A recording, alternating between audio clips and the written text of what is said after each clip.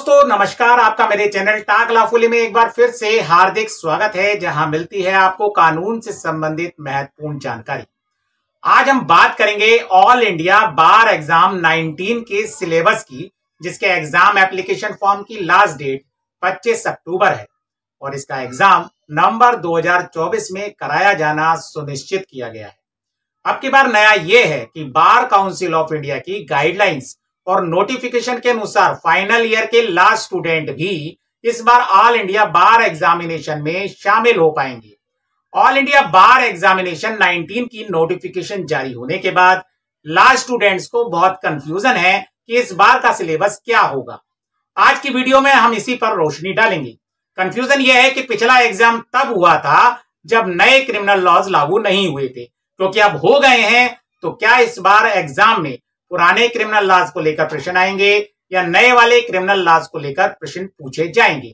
क्या दोनों नए व पुराने क्रिमिनल लॉज से प्रश्न आएंगे? क्योंकि सबसे अधिक सवाल संविधान और क्रिमिनल लॉज और उससे संबंधित प्रक्रिया से ही पूछे जाते हैं।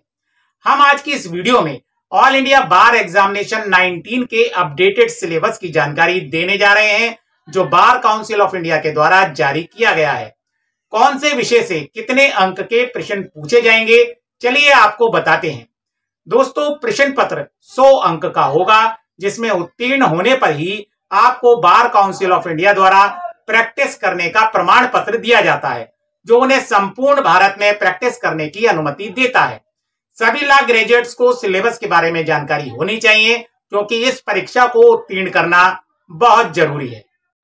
ऑल इंडिया बार एग्जाम के सिलेबस में 19 विषय शामिल हैं।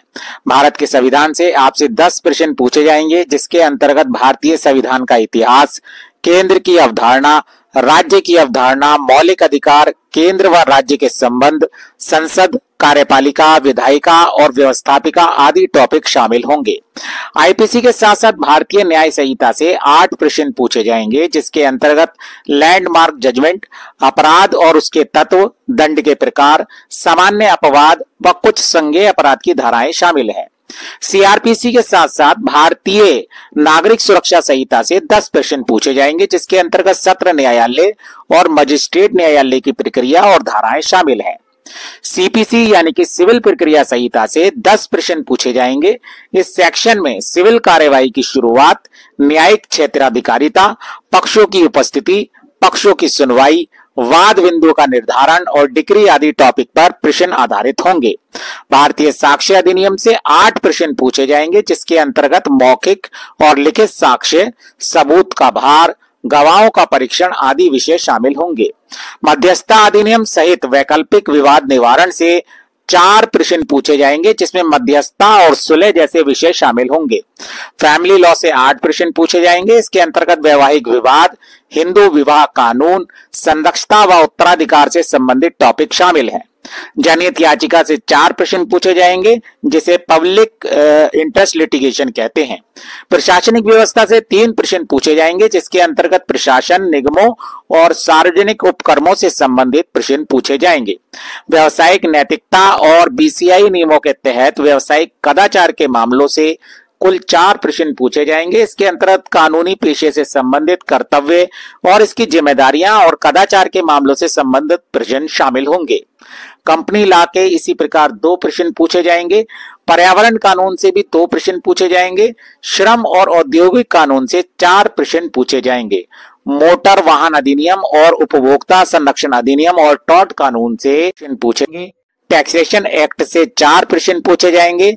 अनुबंध कानून, संपत्ति कानून और एनआई एक्ट से 8 प्रश्न पूछे जाएंगे।